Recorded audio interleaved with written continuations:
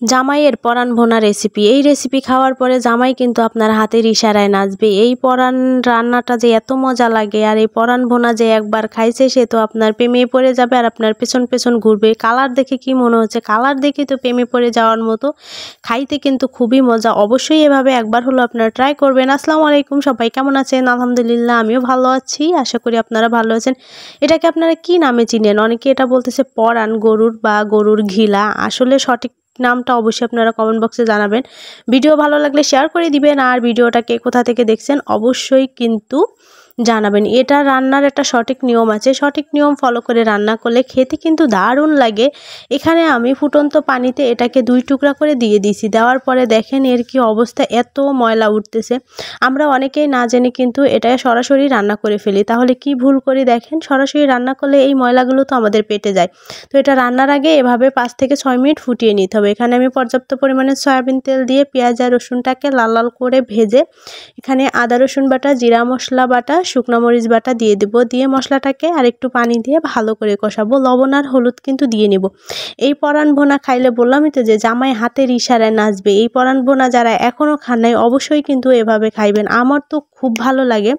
আর এটা এভাবে রান্না করলে বললামই তো একবার খাইলে এর রান্নার আপনি প্রেমে পড়ে যাবেন। তো এগুলাকে ঠান্ডা হওয়ার পরে আমি ছোট ছোট করে কেটে নিয়েছি। কাটাটা আর দেখালাম না, ভিডিও বড় হয়ে যাবে। আমরা ছোট ছোট করে সবাই কাটতে পারবো।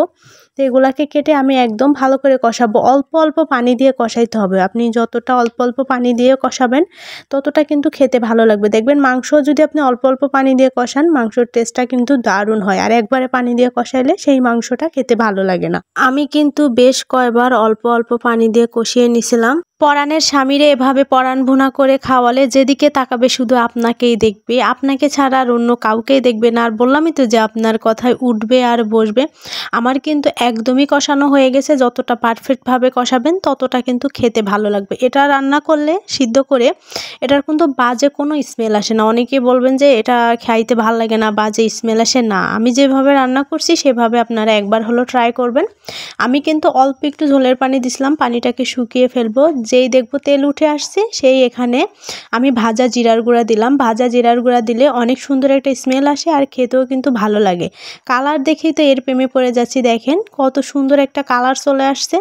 বকবক করতে করতে কিন্তু আমার রান্নাটা একেবারে কমপ্লিট হয়ে গিয়েছে। এইরকম পরাণ ভুনা কার না ভালো লাগে খেতে? সকালে রুটি, পরোটা, সাদা ভাতের সাথে খেতে কিন্তু দারুণ লাগে। আর আমি যেদিন এই পরাণ ভুনাটা করি সকালে তো রুটি বানাবোই, আমার থেকে রুটি দিয়ে খেতে বেশি ভালো লাগে।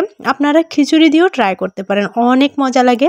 মুখে দেওয়ার পরে অন্যরকম একটা শান্তি চলে আসে। এতক্ষণ সাথে থেকে ভিডিওটা দেখার জন্য অসংখ্য ধন্যবাদ। আল্লাহ হাফেজ।